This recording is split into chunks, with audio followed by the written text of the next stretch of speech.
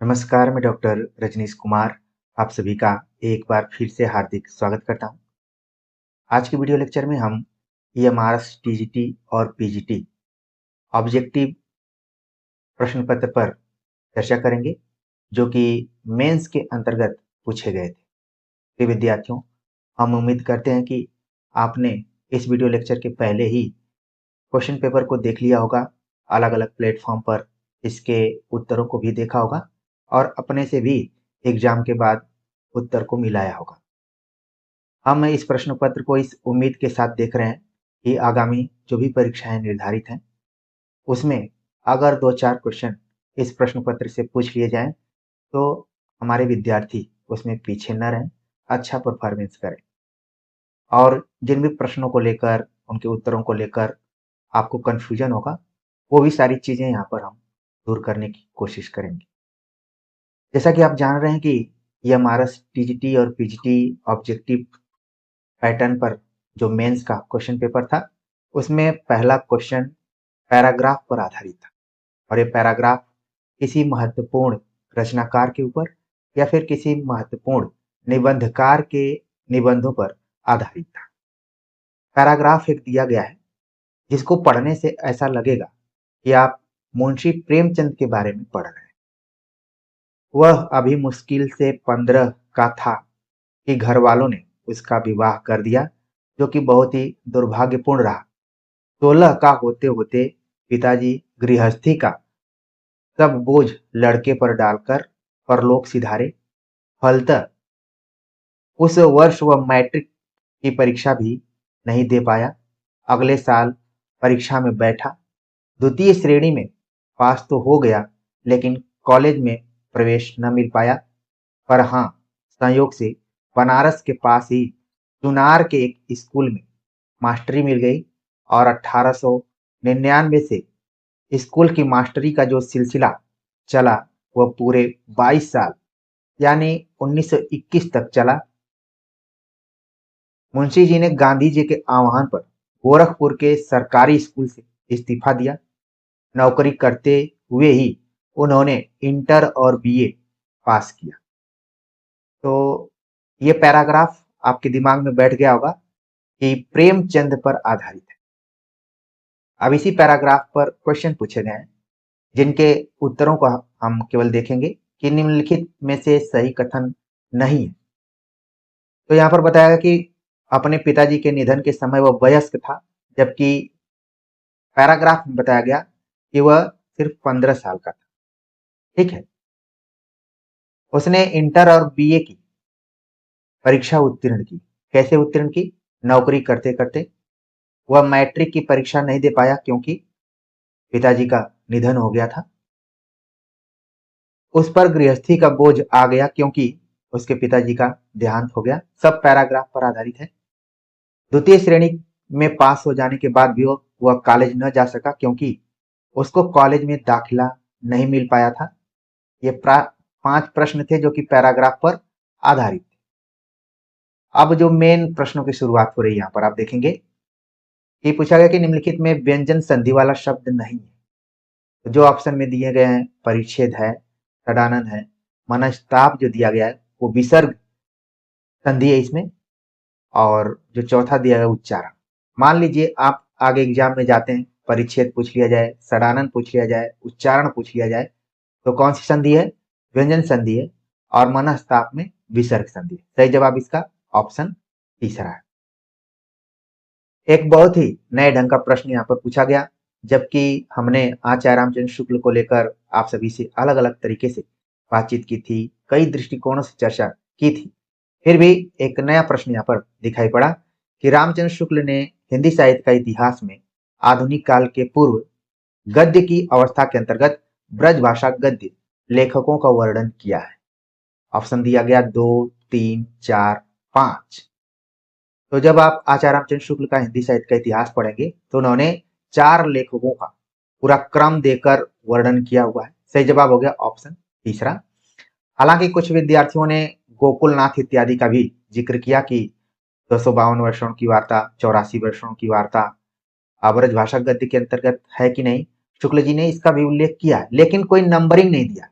और पैराग्राफ आप देखेंगे तो उन्होंने अनुमान लगाया कि ये रचनाएं फला की कही जाती हैं। लेकिन 4 गद्य लेखकों की चर्चा उन्होंने की, विट्ठलनाथ की, नाभा दास की, वैकुंठमणि शुक्ल की और सूरत मिश्र की चर्चा उन्होंने की है। सही जवाब हो गया ऑप्शन तीसरा। जन्म काल के आधार पर कबीर, जयसी, तुलसीदास और केशवदास वाला जो ऑप्शन था वो सही अनुक्रम था। भीष्म साहनी की कहानी नहीं है, तो इसमें जो मोहब्बत की राहें भैरव प्रसाद गुप्त द्वारा लिखित कहानी है। बाकी आगे के एग्जाम के दृष्टिकोण से जरूर ध्यान में रखें, भटकती राख भीष्म साहनी, पटरियां, भाग्यरेखा, ये सब भीष्म साहनी की कहानी है। लेकिन मोहब्बत की राहें जो है वो भैरव प्रसाद गुप्त की है। सामासिक शब्द युग में असंगत है समास के बारे में पूछा गया, तो ध्यानमग्न तत्पुरुष समास है, सही है। बहुब्रीहि समास गिरिधर, सही है। गजानन को यहाँ पर बताया गया कर्मधारय में, जो कि असंगत था। अव्ययीभाव समास आर्जन, तो जो सही जवाब था इसका ऑप्शन दूसरा है। आचार्य रामचंद्र शुक्ल के अनुसार तुलसीदास के विषय में कौन सी बात सही नहीं है, इसके बारे में हमें बताना था। तो ये प्रश्न वही विद्यार्थी ठीक से सही कर पाए होंगे जो आचार्य रामचंद्र शुक्ल के इतिहास ग्रंथ को पढ़े होंगे, 91 वीडियोज को देखे होंगे, वस्तुनिष्ठ संकलन को बहुत ही आत्मीयता के साथ हल किए होंगे, वो इसको अच्छे से बता पाए होंगे। गीतावली की रचना गोस्वामी जी ने सूरदास के अनुकरण पर की है, बिल्कुल सही ऑप्शन है। बाल लीला के कई एक पद ज्यों के त्यों सुर सागर से भी मिलते हैं, ये भी सही है। गोस्वामी जी की रचना संस्कृत गर्भित नहीं, ये कथन गलत है। शुक्ल जी ने लिखा कि संस्कृत गर्भित है। तुलसीदास जी रामानंद संप्रदाय की बैरागी परंपरा में नहीं जान पड़ते। तो देखिए यहाँ पर भले ही आचार्य रामचंद्र शुक्ल के अनुसार चारों ऑप्शन दिए गए हैं, लेकिन आगामी परीक्षाओं के दृष्टिकोण से देखें तो ये सभी ऑप्शन एक एक प्रश्न के बराबर है। तो जो इसका सही जवाब था ऑप्शन तीसरा। हमने जवाब को पहले ही घेर दिया है ताकि हमारे विद्यार्थी जवाब को अपने दिमाग में रखें और बाकी जो संभावित है आगे की परीक्षा के दृष्टिकोण से कैसे उनको भी टैकल करने की कोशिश करें तो ज्यादा अच्छा रहेगा। अगला प्रश्न है कि अविकारी शब्द नहीं है परंतु अचानक, बहुधा, ये जो तीनों शब्द दिए गए हैं सब अविकारी हैं। लड़का जो है वो विकारी शब्द है। अब विकारी अविकारी क्या होता है? कई बार एग्जाम में पूछा जाता है कि जब लिंग, वचन, कारक, काल के आधार पर कुछ परिवर्तन होता है तो विकारी शब्द कहलाते हैं। संज्ञा, सर्वनाम, क्रिया विशेषण में भी बदलाव होते हैं। जैसे यहाँ पर लड़का है, ये लड़के भी हो सकता है, ठीक है, लड़कों भी हो सकता है, तो बदल जा रहा है ये। लेकिन बहुधा, अचानक, परंतु, किंतु, ये सभी नहीं बदलते, ठीक है। तो सही जवाब इसका क्या हो गया? अविकारी में लड़का जो है अब वो विकारी शब्द। अगला जो प्रश्न है काफी इसके लिए हमने अध्ययन किया, आप लोगों ने भी इसको खोजा होगा और यहाँ पर इसका जो सही जवाब है वो आपको पता चल जाएगा कि हिंदी साहित्य के इतिहास के भक्ति काल को सूफी युग और भक्त युग दो भागों में विभाजित करने वाले लेखक हैं। सही जवाब है राहुल साकृत्यायन। इसका और क्लैरिफिकेशन तब होगा जब आप पीजीटी के प्रश्न पत्र को देखेंगे, उसमें भी इस प्रश्न को रिपीट किया गया है और जो भी ऑप्शन दिए गए, ठीक है, इसमें 2 ही ऑप्शन कॉमन है और बाकी कट हो गए, यानी रामशंकर शुक्ल रसाल जिन्होंने लिखा होगा उनका ऑलरेडी कट जाएगा। हजारी प्रसाद द्विवेदी, ये दोनों तो बिल्कुल नहीं है। कंफ्यूजन क्रिएट हो रहा था रामचंद्र शुक्ल और राहुल साकृत्यायन। तो हिंदी काव्य धारा नाम की एक पुस्तक है, आप लोगों ने इसका नाम जरूर सुना होगा, नहीं सुना होगा तो नोट कर लीजिए, 1945 में इसका प्रकाशन हुआ। उसमें राहुल साकृत्यायन ने हिंदी साहित्य का इतिहास को कुल 5 भागों में विभाजित किया हुआ है। तो पहला जो भाग है उन्होंने सिद्ध सामंत काल इसको कहा, ठीक है, इसको नोट कर लीजिए, बहुत महत्वपूर्ण चीज मैं बता रहा हूं। दूसरा भाग जो उन्होंने कहा सूफी युग, जिसकी चर्चा यहाँ पर की जा रही है, ठीक है, और तीसरा भाग उन्होंने किया भक्त युग, चौथा भाग उन्होंने किया है दरबारी युग, ठीक है, दरबारी युग, और 5वां भाग किया नवजागरण युग। प्रिय विद्यार्थियों, आप पूरे क्वेश्चन पेपर को देखेंगे तो पेपर पूरा लगेगा कि आचार्य रामचंद्र शुक्ल, राहुल साकृत्यायन, ठीक है, और हिंदी का गद्य साहित्य, इन्हीं पर पूरी तरीके से आधारित रहा। कुछ क्वेश्चन रामस्वरूप चतुर्वेदी के इतिहास ग्रंथ से भी उठाए गए थे, लिखित वाले में उठाए गए थे। तो उम्मीद करता हूं कि आगे आप याद रखेंगे कि सिद्ध सामंत युग आदिकाल को राहुल साकृत्यायन ने कहा। सूफी युग और भक्ति युग में भक्ति काल को उन्होंने डिवाइड कर दिया। रीति काल को उन्होंने दरबारी युग कहा और आधुनिक काल को नवजागरण युग कहा। तो ये दरबारी युग, नवजागरण युग आगे के आप क्वेश्चन के रूप में भी आपको मिल जाएंगे, तो आप इसको जरूर नोट कर लीजिए। अगला प्रश्न था जो कि जाना माना प्रश्न था कि यदि प्रबंध एक विस्तृत वनस्थली है तो मुक्तक एक चुना हुआ गुलदस्ता है। किसके लिए आचार्य रामचंद्र शुक्ल ने यह बात कही? सही जवाब है ऑप्शन बी, बिहारी के बारे में, बिहारी लाल के बारे में बात उन्होंने कही हुई है। परंपरा बंधन नहीं निबंध संग्रह के लेखक। इस निबंध को जब भी आपको मौका मिले तो जरूर पढ़िए। अक्सर हम सभी परंपरा को बंधन के रूप में मानते हैं, जो चीजें चली आती हैं। लगता है कि अगर कोई पारंपरिक है तो वो रूढ़िबद्ध हो चुका है, अब वो बंधा हुआ है, लेकिन ऐसा नहीं है। विद्यानिवास मिश्र का मानना है कि परंपरा बंधन नहीं है, उसको भी आधुनिकता से जोड़कर देखा जा सकता है। कभी आधुनिकता ही बहुत लंबे समय तक चलते चलते परंपरा में बदल जाती है। अगर आप और बढ़िया से पढ़ना चाहते हैं तो परंपरा और आधुनिकता नाम से एक निबंध लिखा है हजारी प्रसाद द्विवेदी ने, तो इसको भी आप जरूर पढ़िए जब मौका मिले। अगला प्रश्न था निम्नलिखित रचनाओं में महादेवी वर्मा का कविता संकलन है। तो सही जवाब है दीप शिखा। बाकी जो ऑप्शन में दिए गए हैं स्वर्ण धोली, पंत, गीत गुंज खूब पूछा जा रहा है इस समय। हो सकता है कि आगे यूपीजीआईसी या जो भी प्रवक्ता असिस्टेंट प्रोफेसर की परीक्षा है उसमें आ जाए। गीत गुंज निराला की, आंगन के पार द्वार अज्ञे की रचना है। अगला प्रश्न पूछा गया कि अन्वेषक नाटक के रचयिता हैं। सही जवाब है प्रताप सहगल। रसखान ने अपने सच्चे प्रेम की व्यंजना प्रमुखतः की है। आप देखें हूबहू आचार्य रामचंद्र शुक्ल के कथन को उठाकर इसको प्रश्न में बदल दिया गया। रसखान ने अपने सच्चे प्रेम की व्यंजना कवित्त सवैयों में की हुई है। रामचंद्र शुक्ल ने सूफी कवि कुतुबन के बारे में नहीं कहा है। अब इस प्रश्न को वही विद्यार्थी सही कर पाएंगे जो आचार्य रामचंद्र शुक्ल के इतिहास ग्रंथ को बढ़िया से पढ़े होंगे। वे विद्यार्थी बिल्कुल इसको सही नहीं कर पाएंगे जो किसी कोचिंग के नोट्स पर डिपेंड होंगे या फिर एकदम से पेड क्लास पर ही डिपेंड होंगे। वो विद्यार्थी इसमें लड़खड़ा जाएंगे। जो सेल्फ स्टडी किए होंगे वही बेस्ट स्टडी के माध्यम से इस प्रश्न पत्र को अच्छे से हल किए होंगे। हालांकि कई बार जब हम निःशुल्क तरीके से फ्री माइंड होकर आप सभी से बात करते हैं तो लगता है कि पता नहीं ये सही गाइडेंस दे रहे हैं कि नहीं दे रहे हैं, लेकिन हमने हजारों बार आप लोगों से कहा होगा कि कम से कम 4-5 इतिहास ग्रंथ जरूर पढ़ लीजिए। आचार्य रामचंद्र शुक्ल को पढ़ लीजिए, रामस्वरूप चतुर्वेदी को पढ़ लीजिए, ठीक है, बच्चन सिंह को पढ़ लीजिए, गाहे बगाहे अलग अलग जो इतिहास ग्रंथ हैं खासतौर से हजारी प्रसाद द्विवेदी का पढ़ लीजिए। मुख्य रूप से इन सबको तो आपको पढ़ लेना चाहिए, ठीक है। जो बच्चे बार बार पूछते रहते हैं कि कहाँ से बेसिक शुरुआत करें, तो इसको पढ़िए। अब यही चीज बहुत लोग फीस लेकर बता सकते हैं और मैं अपना मानकर आप सभी को बता रहा हूँ। न जाने मेरी बात आपके दिमाग में बैठती है कि नहीं बैठती है, समय आने पर जरूर बैठ जाएगी। तो कुतुबन के बारे में हमने स्पेस दिया था कि आप अपना दिमाग दौड़ाएं। जो एग्जाम में बैठे रहे होंगे दिमाग दौड़ा चुके होंगे, जो एग्जाम के बाहर अपने कमरे में बैठे होंगे वो दिमाग लगा रहे होंगे मैं रहता तो क्या करता। बिल्कुल आप वही करते।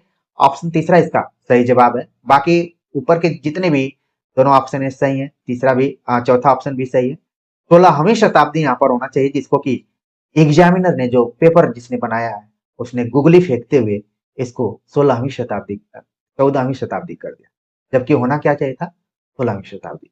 तो पूरा एकदम रामचंद्र शुक्ल के इतिहास ग्रंथ पर आधारित ये प्रश्न था। रीतिकाल को श्रृंगार काल नाम देने वाले आलोचक कौन है? सही जवाब है विश्वनाथ प्रसाद मिश्र। जब सलाह की बात आए, सुझाव की बात आए, तो कौन आएंगे? आचार्य रामचंद्र शुक्ल ने सुझाव दिया था और उस सुझाव को विश्वनाथ प्रसाद मिश्र ने मान लिया, जैसे आप लोग हमारे सुझाव को मानते हैं। चंद बरदाई को हिंदी का प्रथम महाकवि कहने वाले आलोचक हैं। सही जवाब है रामचंद्र शुक्ल। याद हो कि न याद हो संस्मरण के लेखक कौन है? काशीनाथ सिंह है। आप ध्यान रखिए कि ये विधा संस्मरण में। जयशंकर प्रसाद का नाटक नहीं है, तो इरावती जो है इनका उपन्यास है। बाकी जितने भी ऑप्शन में नाटक दिए गए हैं वो सब नाटक हैं। भारतीय संविधान के किस अनुच्छेद में हिंदी को संघ की राजभाषा घोषित किया गया है? अनुच्छेद 343 है। ठीक है। 344 में राजभाषा आयोग की चर्चा की गई है, कई बार ये भी सवाल पूछा जाता है, आप जरूर ध्यान में रखें। शक्ति के विद्युत कण जो व्यस्त विकल बिखरे हैं, जो निरुपाय समन्वय उसका करे समस्त विजयनी मानवता हो जाए। जो पंक्तियां हैं जयशंकर प्रसाद की किस पुस्तक से उद्धृत की गई हैं? तो जवाब है कामायनी के जो श्रद्धा सर्ग है उससे इन पंक्तियों को लिया गया है। निर्गुण कौन देश को वासी, सूरदास की प्रस्तुत काव्य पंक्ति में कौन किससे निर्गुण के बारे में पूछ रहा है? तो सही जवाब है कि गोपियां उद्धव से इस बात को पूछ रही हैं कि निर्गुण कौन देश को वासी। हम लोग तो सगुण में विश्वास करते हैं, आइए निर्गुण किस देश में रहने वाले हैं या फिर कहां के रहने वाले हैं? आलोचना की कृतियों को यहाँ पर असंगत युग्म जो है उसके बारे में पता करना है। तो आगे की परीक्षा के दृष्टिकोण से जरूर ध्यान में रखिए। परंपरा का मूल्यांकन रामविलास शर्मा, नए साहित्य का सौंदर्य शास्त्र मुक्तिबोध, साहित्यानुशीलन शिवदास सिंह चौहान, अधूरे साक्षात्कार जो है अशोक वाजपेयी का नहीं बल्कि नेमीचंद्र जैन का। सही जवाब हो गया ऑप्शन चौथा। आत्मकथाओं से संबंधित असंगत युग्म है, जो कि असंगत युग्म है यादों का चिराग राजेंद्र यादव का नहीं है बल्कि कमलेश्वर का है, तो इसको ध्यान में रखिए। बाकी मुर्दैया तुलसीराम, जूठन, भाग दो ओम प्रकाश वाल्मीकि, अपनी धरती अपने लोग रामविलास शर्मा। तो आगामी एग्जाम के दृष्टिकोण से इन रचनाओं को जरूर ध्यान रखें। आंखों देखा पाकिस्तान यात्रा वृत्तांत के लेखक कौन है? सही जवाब है कमलेश्वर।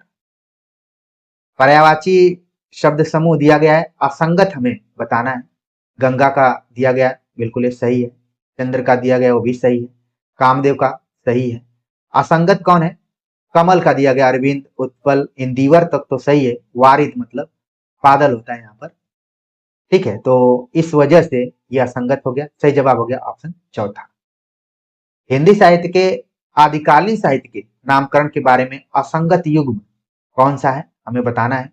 सही जवाब है ऑप्शन चौथा, राहुल साकृत्यायन ने विजयोपन काल नहीं कहा बल्कि महावीर प्रसाद द्विवेदी ने इसको कहा। राहुल साकृत्यायन ने कहा सिद्ध सामंत युग, इसको कहा है। ठीक है, बाकी एग्जाम के दृष्टिकोण से चारण काल ग्रियर्सन ने कहा है और राम कुमार वर्मा ने भी कहा है, तो दोनों को ध्यान में रखिए।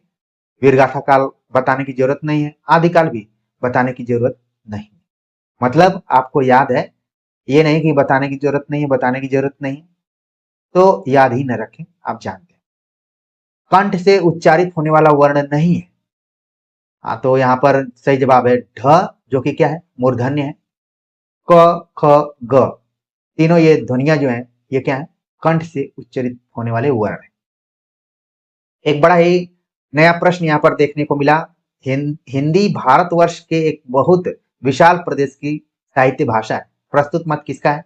सही जवाब है हजारी प्रसाद द्विवेदी, और इनकी पुस्तक आप पढ़ेंगे हिंदी साहित्य उद्भव और विकास में हिंदी शब्द के अर्थ को बताते हुए पहला ही वाक्य है। ये इंटरेस्टिंग चीज है, पहला ही वाक्य है। कई बार जब हम किताबों को पढ़ते हैं तो पहले वाक्य पर उतना फोकस नहीं करते हैं, ध्यान नहीं देते हैं, लेकिन पहली बार हमें खुद इसका एहसास हुआ कि हर किताब का पहला वाक्य बहुत महत्वपूर्ण होता है, ध्यान से पढ़ना चाहिए। उम्मीद है कि आगे से हम भी पढ़ेंगे और आप भी पढ़ेंगे। सूर्यकांत त्रिपाठी निराला की रचना है कौन सी? तो सही जवाब है अलका है, जो ऑप्शन दिया गया है। बाकी क्षणदा माधवी वर्मा, उत्तरा पंत, शिल्पी पंत। तो सूर्यकांत त्रिपाठी निराला की जो रचना थी अलका। विलोमार्थी शब्दों की दृष्टि से असंगत युग्म कौन सा है? तो अस्त व्यस्त दिया गया है, अस्त का उदय होता है, कई जगहों पर इसको आप उदित भी लिख सकते हैं या मान सकते हैं। अस्त का उसे क्या होता है उदय, सूर्योदय, सूर्यास्त, तो उदय ज्यादा बेहतर है। ठीक है, बाकी को भी आप ध्यान में रखिए। अंतरंग का बहिरंग, अल्पज्ञ का बहुज्ञ, अनुराग का विराग। उपन्यास और उपन्यासकारों का नाम दिया गया है और असंगत हमें यहाँ पर बताना है। छिन्नमस्ता प्रभा खेतान का है, अक्षयवट नासिरा शर्मा, बात एक औरत की कृष्णा अग्निहोत्री, अकेला पलाश जो है पद्मा सचदेव का नहीं है बल्कि मेहरुन्निसा परवेज द्वारा लिखित उपन्यास है। तो प्रिय विद्यार्थियों, आगामी परीक्षाओं के दृष्टिकोण से भले आपको लगे कि ये हमारा टीजीटी में ये सब सवाल पूछे गए हैं, हमारे काम के नहीं है, तो आप बहुत बड़ी भूल करेंगे, आपको ध्यान रखना पड़ेगा। वे यानी केशवदास काव्य में अलंकार का स्थान प्रधान समझने वाले चमत्कारवादी कवि थे। प्रस्तुत मत किस आलोचक का है? सही जवाब है रामचंद्र शुक्ल का।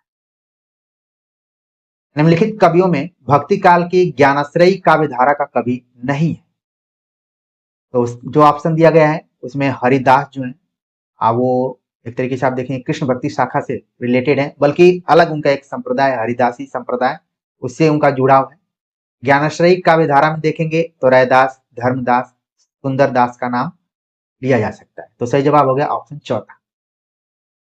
किशोरीलाल गोस्वामी की कहानी है, सही जवाब है गुलबहार। हाँ, सही जवाब है इसका। बाकी 11 वर्ष का समय आचार्य रामचंद्र शुक्ल, प्लेग की चुड़ैल भगवान दास, मास्टर भगवान दास इनका पूरा नाम है यहाँ पर, और गिरिजा दत्त वाजपेयी की कहानी है पंडित पंडितानी। तो आगे की परीक्षा के दृष्टिकोण से ये सभी रचनाएं बहुत ही महत्वपूर्ण है। कई बार तो विकल्पों से प्रश्न बन जाते हैं और हम ध्यान नहीं देते हैं, लेकिन हमारे चैनल से या फिर हमारे संपर्क में जितने भी विद्यार्थी हैं अब वो एक एक शब्द को आगे की दृष्टिकोण से महत्वपूर्ण मानते हुए दिमाग में रखते हैं और उसका परिणाम भी अच्छा निकलता है, सफलता भी मिलती है। ये हमारा टीजीटी मेंस का ऑब्जेक्टिव पैटर्न पर आखिरी प्रश्न था कि पश्चिमी हिंदी की बोली नहीं है। तो सही जवाब है बघेली, जो कि पूर्वी हिंदी की है। इसके अलावा आप देखेंगे कि अवधी और छत्तीसगढ़ी भी पूर्वी हिंदी में है। बाकी पश्चिमी हिंदी की बोलियां दी गई थी यहाँ पर, आगे के दृष्टिकोण से जरूर ध्यान में रखिए आप। तो ये तो एक तरीके से ये हमारा टीजीटी का क्वेश्चन पेपर था। कई बार विद्यार्थी पूछते हैं कि कट ऑफ इत्यादि क्या हो सकती है। तो देखा जाए तो जो अब ये प्रश्न पत्र था इसमें 30 प्रश्न आप अच्छे से कर सकते थे, और जो लिखित वाला था उसमें 35 के आसपास में कम से कम आपका सही होना चाहिए। जो मैं एकदम कट ऑफ बता रहा हूं, जिन विद्यार्थियों के 65 से अधिक नंबर आ रहे हैं किसी भी कैटेगरी में, कट ऑफ को लेकर हम बात जरूर करेंगे, हमारे दिमाग में है। लेकिन अभी जिनका 65 प्लस आ रहा है वो अपने को प्रसन्न चित्त रख सकते हैं। ठीक है, ये एमआरएस टीजीटी की बात कर रहा हूं।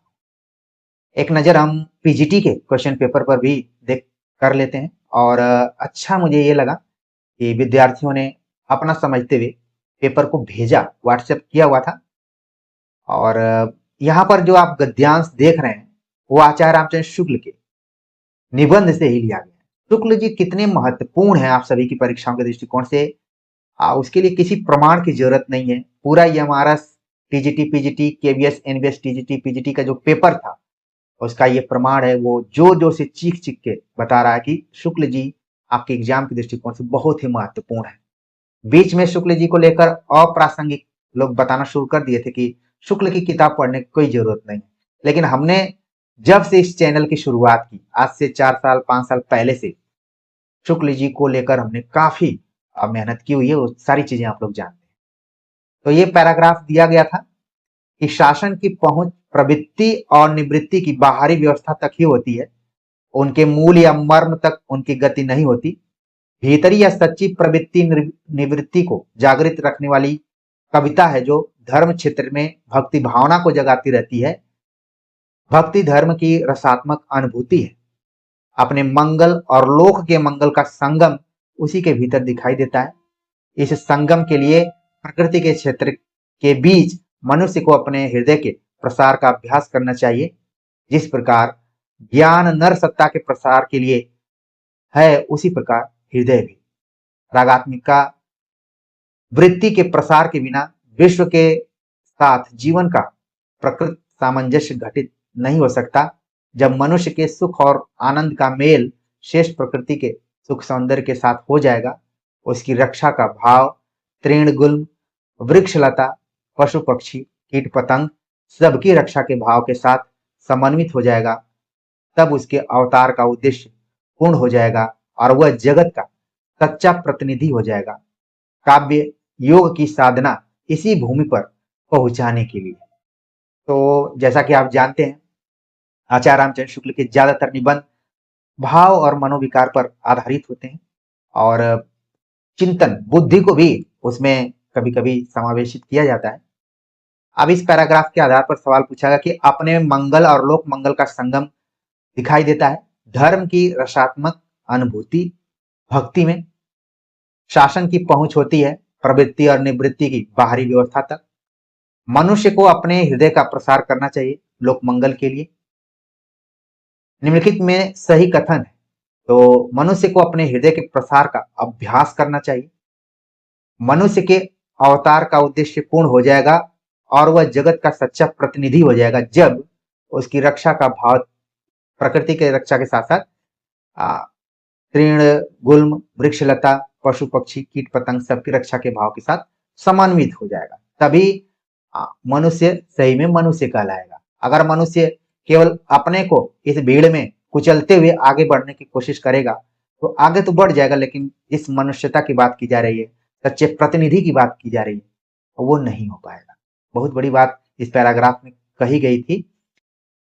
अगला जो प्रश्न है कि संस्मरणों की निम्नलिखित पुस्तकों और उनके रचयिताओं की युग में असंगत युग में, तो तमाम दिए गए एक दुनिया अपनी, रामदरस मिश्र, नंगा तलाई का गांव, विश्वनाथ त्रिपाठी, आंगन के वंदनवार, विद्या निवास मिश्र नहीं बल्कि विवेकी राय। सही जवाब यही है। यादों के गलियारे, नाशिरा शर्मा। तो यादों को लेकर कई रचनाएं आप देख रहे हैं कि ये हमारा में पूछी गई हैं, उसमें से एक रचना है नाशिरा शर्मा। तो प्रिय विद्यार्थियों, भले ये सुमेलित असंगत युग में पूछा गया, लेकिन वन लाइनर में सभी क्वेश्चन कभी भी घूम फिर कर आएंगे, और अगर आते हैं और आप उसको सही करते हैं तो आपका कॉन्फिडेंस बढ़ेगा, गलत करेंगे तो आपका कॉन्फिडेंस लूज होगा कि काश हम पहले ही इन रचनाओं को देख लिए होते। अगला जो प्रश्न है कि निम्नलिखित में से जन संचार का प्रमुख कार्य नहीं है, तो अभिव्यक्ति और माध्यम करके एक बुक थी एनसीईआरटी की, हमने आप सभी को बहुत पहले इसके बारे में बताया हुआ था कि जरूर इसको आप पढ़िएगा अगर आप जन संचार पत्रकारिता इत्यादि पढ़ना चाहते हैं। तो जिन विद्यार्थियों ने बात को गंभीरता से लिया होगा उन लोगों ने जरूर पढ़ा होगा, जिन लोगों ने नहीं लिया होगा उन लोगों ने कहा होगा कि मैंने फलां की किताब पढ़ी, ढेगा की किताब पढ़ी, उसमें से कुछ नहीं आया। कुछ चीजें जो बताई जाती हैं उनको भी ध्यान रखना है। तो बातों में आपने जनसंचार के प्रमुख कार्यों को देख लिया होगा कि सूचना देना, शिक्षित करना, मनोरंजन करना, एडेंजा एजेंडा को बनाना, निगरानी रखना, विचार विमर्श करना, ये सभी काम किसके हैं? जनसंचार। संगोष्ठियां करना जनसंचार के अंतर्गत नहीं आता। निम्नलिखित में पत्रकारिता का प्रकार नहीं है, तो तमाम पत्रकारिता के प्रकार रहे, जैसे खोजपरक पत्रकारिता, खेल पत्रकारिता, वॉचडॉग पत्रकारिता। इसमें जो सही जवाब है नहीं के आधार पर वह संस्कार पत्रकारिता। जीवनियों और जीवनीकारों के युग्म में असंगत युग्म कौन सा है? कलम का सिपाही अमृत राय, कलम का मजदूर मदन गोपाल, प्रेमचंद घर में श्रीपत राय नहीं बल्कि शिवरानी देवी है, यही इसका सही जवाब है। आवारा मसीहा विष्णु प्रभाकर। एक चीज आप लोग देख रहे होंगे कि वही सब प्रश्न घुमा फिरा कर आते रहते हैं। ऐसा लगता है कि आवारा मसीहा अगर एग्जाम में नहीं आएगा तो वो एग्जाम कंप्लीट ही नहीं होगा। सरस्वती पत्रिका उस एग्जाम किसी एग्जाम में नहीं आएगी, एग्जाम कंप्लीट ही नहीं होगा। आचार्य रामचंद्र शुक्ल का कोई भी कथन एग्जाम में नहीं आएगा तो एग्जाम अधूरा लगेगा। तमाम विद्यार्थी पूछते रहते हैं कि सर क्या हम करें कि सफलता हासिल हो जाए या फिर हमारा पेपर अच्छा जाए। जो रिपीटेड क्वेश्चन, जो इंपॉर्टेंट है, जो पॉपुलर टाइप के क्वेश्चन है, उनको एकदम से आप अपने दिमाग में फिक्स कर लीजिए कि भूले ना भुलाए। अगला प्रश्न है कि सूर्यकांत त्रिपाठी निराला की रचना नहीं है, तो वही सभी है। आप देख रहे हैं उत्तरा। इसके लिए आपको मेहनत भी करने की जरूरत नहीं है, ये ऑलरेडी इसी टाइप का मिलता जुलता प्रश्न आ चुका है। ठीक है, बाकी जितनी भी रचनाएं सब सूर्यकांत त्रिपाठी निराला की।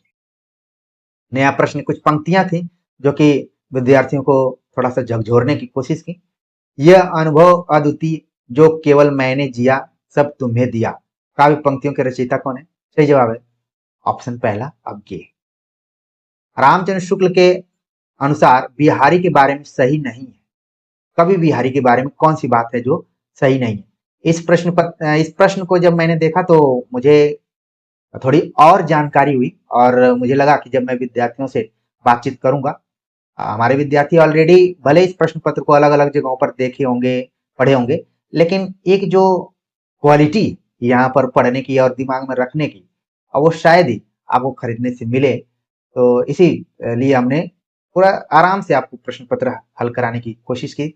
और चूंकि मैं बहुत ही विषम परिस्थिति में इस प्रश्न पत्र को हल किया, जैसा कि हमने आप लोगों को कमेंटी सेक्शन में या फिर टेलीग्राम चैनल में बताया हुआ था कि आपकी मैम को गॉल ब्लैडर स्टोन हुआ था और हम लोग कम से कम 3-4 दिन थोड़े से हॉस्पिटल में समय को व्यतीत किए, समय नहीं मिल पाया, तो ये वीडियो हम नहीं बना पाए। लेकिन हाँ, कि बनाएंगे जरूर, चाहे थोड़ा सा वातावरण परिस्थितियां अनुकूल होंगी तो हम जरूर बनाएंगे। और मुझे काफी अच्छा लगा कि विद्यार्थियों ने बहुत ही दुआएं दी। और अक्सर कहा जाता है कि दवा और दुआ दोनों काम में आती हैं। तो जितने भी विद्यार्थियों ने समय निकालकर कमेंट किया या फिर ढाढ़स बधाया जिसको कहा जाता है, मैं सभी को दिल से हार्दिक आभार व्यक्त करता हूँ, क्योंकि ये दुनिया एक दूसरे के सहयोग से ही आगे चल रही है और अच्छा लगा काफी। और ऐसे ही हम सभी को एक परिवार की तरह तो मौका दिया था हमने क्वेश्चन पेपर को आपको ध्यान में रखने के लिए, इस प्रश्न को ध्यान में रखने के लिए कि रामचंद्र शुक्ल का बिहारी के संदर्भ में कौन सा कथन नहीं है। बिहारी का जन्म ग्वालियर के पास वसुधा गोविंदपुर गांव में हुआ था, ऐसा यहाँ पर लिखा गया है। गोविंदपुर ध्यान में रखिए आप, ये बात सही है। ये माथुर चौबे कहे जाते हैं, ये भी बात सही है। इनकी बाल्यावस्था मथुरा में बीती थी, आज जो कि गलत है। इनकी जो बाल्यावस्था थी वो बुंदेलखंड में बीती थी और युवावस्था मथुरा में बीती थी। और बिहारी की जो ससुराल थी वो मथुरा, बिहारी रहते थे जयपुर, शादी विवाह उन्होंने मथुरा में कर लिया था और युवावस्था उन्होंने ससुराल में व्यक्त की। कई बार हो सकता है एग्जाम में आ जाए, चूंकि जब प्रश्न नहीं मिलेंगे एग्जामिनर को तो कुछ आपको थोड़ा सा चौंकाने के लिए सवाल पूछा जा सकता है कि बिहारी की ससुराल कहाँ थी, तो ऑप्शन में मथुरा जरूर रहेगा। ये जयपुर के राजा जय शाह यानी महाराज जय सिंह के दरबार में रहा करते थे, भी सही है।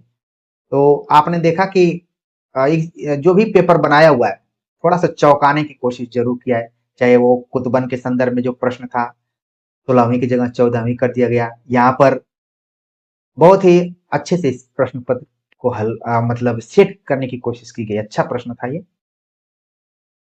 केशव दास की रचना नहीं है, तो सही जवाब है शिवा बावनी, जो कि भूषण की रचना है। बाकी कंफ्यूजन के लिए रतन बावनी आप ध्यान रखिए केशव दास की है, कवि प्रिया भी केशव दास की है, रसिक प्रिया भी केशव दास की, सभी रचनाएं केशव दास की हैं। शिवा बावनी जो है केशव दास की नहीं। रचना और रचनाकार की दृष्टि से असंगत युग्म यहाँ पर हमें बताना है कौन सा है। सही जवाब है राष्ट्रभाषा की कुछ समस्याएं, रामविलास शर्मा की जो यहाँ पर दिया गया वो नहीं है। नंदुलारे वाजपेयी ने इसको 1961 में लिखा, तो इस तरह से चौथा ऑप्शन इसका सही जवाब है। पूर्वोदय जैनेन्द्र ने लिखा है। ये सब एक तरीके से आलोचनात्मक निबंध देखा जाए तो, ठीक है। आधुनिक साहित्य नंदुलारे वाजपेयी ने 1950 में लिखा। माटी हो गई सोना कन्हैयालाल मिश्र प्रभाकर ने लिखा 1957 में। आगामी परीक्षाओं के दृष्टिकोण से इन रचनाओं को जरूर ध्यान में रखें। आज नहीं है मुझे और कुछ चाह, अर्धविकल इस हृदय कमल में आ तू, प्रिय छोड़ बंधन में छंदों की छोटी राह। इस इन पंक्तियों के रचयिता कौन है? सही जवाब है सूर्यकांत त्रिपाठी निराला।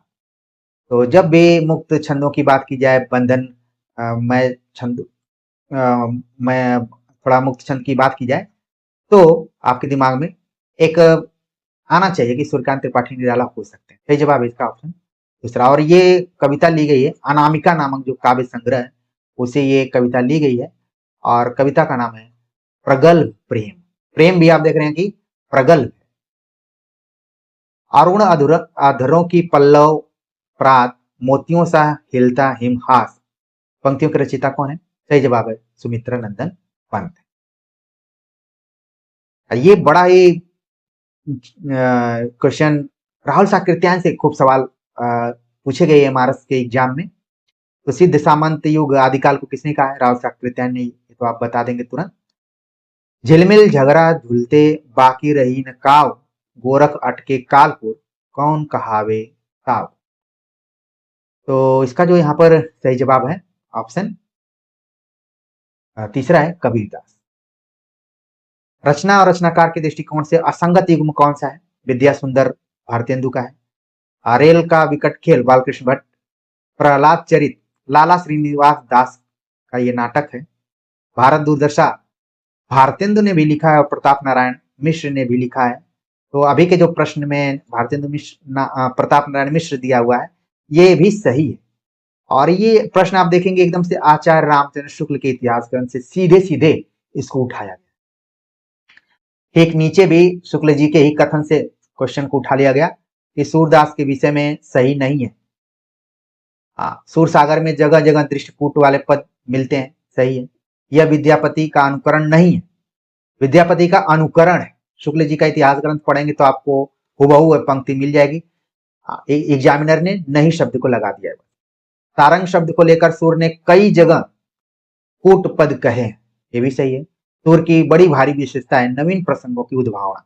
तो ये प्रश्न तो एक दिखाई दे रहा है, लेकिन इसमें कहीं कहीं 4 प्रश्न आगामी परीक्षाओं के दृष्टिकोण से शामिल, इसको जरूर ध्यान रखेंगे आप।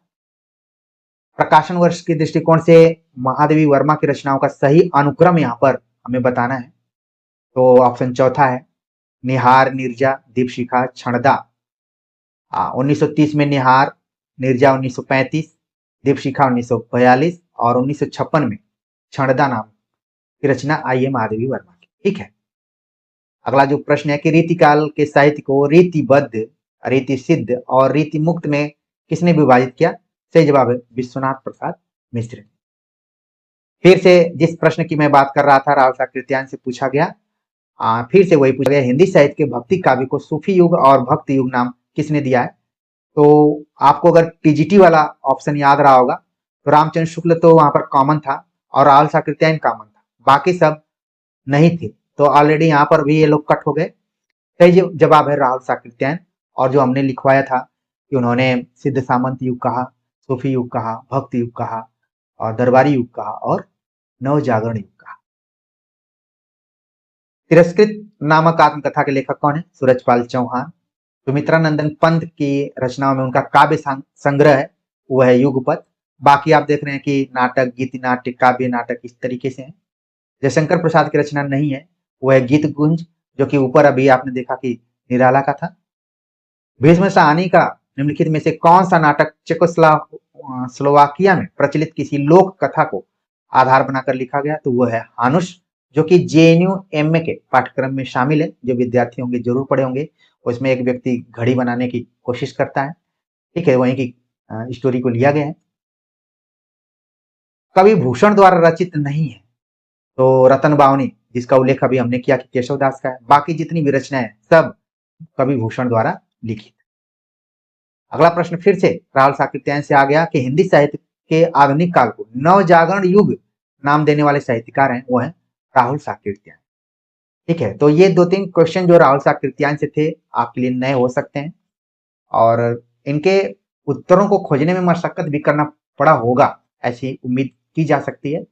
फिर भी यहाँ पर आप जरूर देखिए।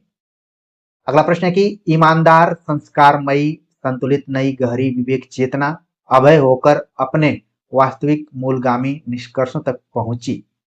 मुक्तिबोध की प्रस्तुत काव्य पंक्तियां उनकी किस रचना से? तो सही जवाब है जब प्रश्न चिन्ह बौखला उठे। ठीक है, जब प्रश्न चिन्ह बौखला उठे उस रचना से इसका संबंध है। और ये चीज मिलेगी कहाँ? कविता के नए प्रतिमान। आपके दिमाग में आ भी गया होगा कि किसकी पुस्तक है। उसमें जब अंधेरे का मूल्यांकन नामवर सिंह ने किया हुआ है, अंधेरे में का मूल्यांकन, तो एक जगह इस पंक्ति का भी उल्लेख किया गया है।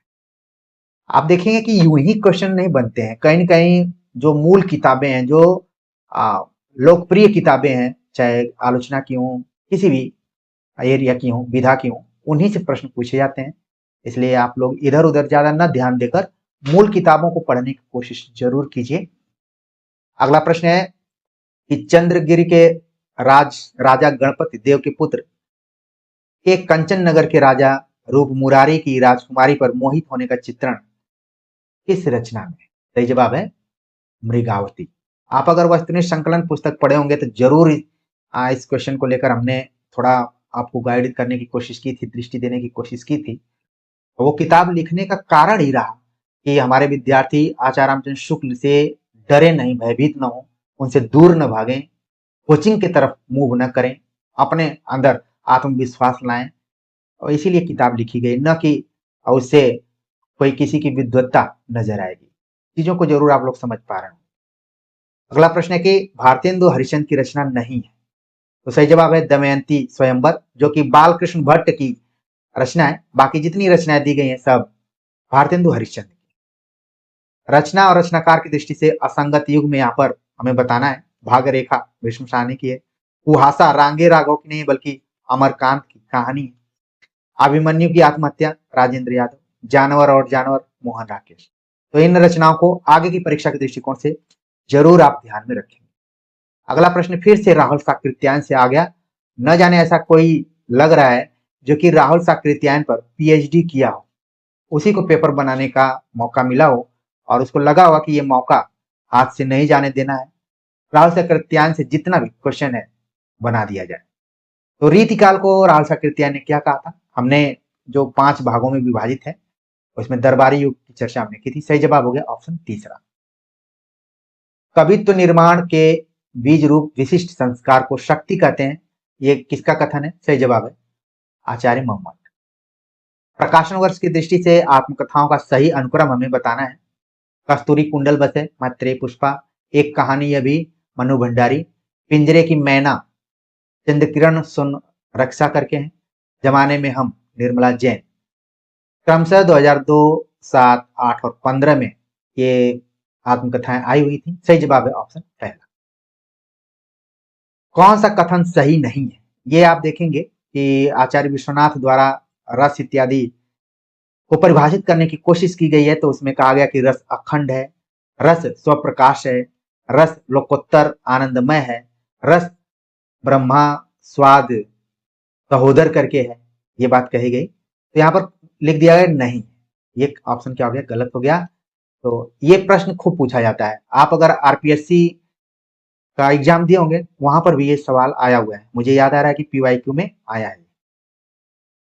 निम्नलिखित युग में ये असंगत है हमें बताना है यहाँ पर। लोकवादी तुलसी विश्वनाथ त्रिपाठी, नई कविता और अस्तित्ववाद रामविलास शर्मा, नए साहित्य का सौंदर्य शास्त्र मुक्तिबोध, साहित्य के समाजशास्त्र की भूमिका नामवर सिंह नहीं है बल्कि मैनेजर पांडे। ठीक है, सही जवाब होगा ऑप्शन चौथा। अगला एक बड़ा ही अच्छा प्रश्न था मृदुला गर्ग के उपन्यास से रिलेटेड कि पुरुष प्रधान समाज में नारी के दोहन, शोषण और मुक्ति संघर्ष की कथा किस उपन्यास में मिलती है, जिसमें 4 पात्र हैं? स्मिता, मारियान, नर्मदा और असीमा आदि 4 नारी पात्र अपनी अपनी कहानी कहते हैं। वो कौन सा उपन्यास है? वो उपन्यास है कठगुलाब। मुझे याद आ रहा है कि जब मैं एमफिल का विद्यार्थी था तो हमारे क्लास में एक छात्रा पढ़ती थी, उनका नाम सीमा था। लेकिन हमारे एक प्रोफेसर आए, ऐसे ही परिचय जब वो ले रहे थे तो उन्होंने कहा कि तुम्हारा नाम सीमा नहीं होना चाहिए बल्कि असीमा होना चाहिए। इस प्रश्न को जब मैं हल कर रहा था, क्योंकि जेएनयू में जब लिखित परीक्षाएं हुआ करती थी एमफिल इत्यादि की, तो उस समय कठगुलाब इत्यादि की समीक्षा करने के लिए ये प्रश्न आता था। तो मुझे लगा कि जो प्रोफेसर साहब ने कहा होगा, वीर भारत तलवार जी उनका नाम था, उन्होंने कहा सीमा नहीं, सीमा तो एक बंधन का प्रतीक हो रहा है, असीमा होना चाहिए। ये बात बहुत दूर तक जा रही है, इसको अब अगर कोई समझे तो। पीजीटी का जो आखिरी प्रश्न था यात्रा वृत्तांतों और उनके लेखकों के असंगत युग्म के बारे में पूछा जा रहा था। मेरी तिब्बत यात्रा राहुल साकृत्यायन, देश विदेश नामक यात्रा वृत्तांत लिखा है रामधारी सिंह दिनकर ने। तो इस तरीके से इसका सही जवाब हो गया ऑप्शन दूसरा। चलते तो अच्छा था असगर वजाहत ने लिखा। आंखों देखा पाकिस्तान कमलेश्वर ने लिखा, जो कि ऑलरेडी एग्जाम में इसी एग्जाम में पूछा जा चुका है। तो प्रिय विद्यार्थियों, हमने एक ही वीडियो में कहा जाता है संतोष का फल मीठा होता है, दोनों प्रश्न पत्रों को हल करा दिया ताकि हमारे विद्यार्थी एक बैठक में इन दोनों प्रश्न पत्रों का मूल्यांकन कर सकें और देख सकें कि प्रश्न आखिरकार कहाँ से कैसे पूछे जा रहे हैं, किन किन किताबों को हमें मूल रूप में पढ़ना चाहिए, बेसिक तौर पर उनको पढ़ना ही चाहिए, कोई बताए ना बताए। यहाँ से अगर बताया जा रहा है तो ज़रूर पढ़ना चाहिए। आप लोगों के दिमाग में आ रहा होगा कि कट ऑफ क्या इसकी जा सकती है। थोड़ा-सा ये प्रश्न पत्र अपेक्षाकृत मुझे कठिन लगा टीजीटी के मुकाबले। तो इसमें मुझे जो ऐसा लग रहा है कि जिन विद्यार्थियों के 25 प्लस क्वेश्चन हो जाएंगे ऑब्जेक्टिव में और उधर 35, ठीक है, 60 प्लस वाले विद्यार्थी पीजीटी को लेकर आश्वस्त रहें कि वो फाइट में है, ठीक है। इस तरीके से जरूर ध्यान में आप रखें। बहुत सारे विद्यार्थी 40 भी कर दिए होंगे मेंस वाले में, लेकिन कम से कम ये जो मैं बता रहा हूँ ये कम से कम है, ठीक है। ये नहीं कि कोई 50 पा गया है, उसकी संभावना नहीं। तो हमने टीजीटी में बताया आपको 65 प्लस, और पीजीटी में क्वेश्चन पेपर को देखकर, क्योंकि हम बाद में इसको हल कर रहे हैं, बाद में हल करने का और समय लेकर हल करने में बहुत अंतर होता है। यहाँ पर कुछ कुछ पंक्तियां थी जो कि विद्यार्थियों को परेशान की होंगी, और जो आचार्य रामचंद्र शुक्ल के कथन थे 2-3, उन पर बेस आधारित जो भी प्रश्न थे वो भी कठिनाई पैदा किए होंगे, ठीक है। तो जो भी 60 प्लस पा रहे हैं वो भी मतलब रहे प्रसन्नचित्त रहे। बाकी हम आगे केवीएस एनवीएस के प्रश्न पत्र को लेकर भी आएंगे आप सभी के सामने, इस उम्मीद के साथ कि इसमें से अगर कोई प्रश्न रिवाइज हो तो हमारे विद्यार्थी वहां पर पीछे ना हो, बढ़त बना के रखें। तो आज के प्रयास को लेकर आप सभी के कमेंट का हम इंतजार करेंगे कि जो हमने प्रश्नों को लेकर व्याख्या की, और कितने प्रश्न ऐसे थे जिनके उत्तरों को लेकर आपको थोड़ा सा माथापच्ची करनी पड़ी, तो जरूर कमेंट कीजिएगा। मिलते हैं एक नए टॉपिक के साथ, तब तक के लिए नमस्कार।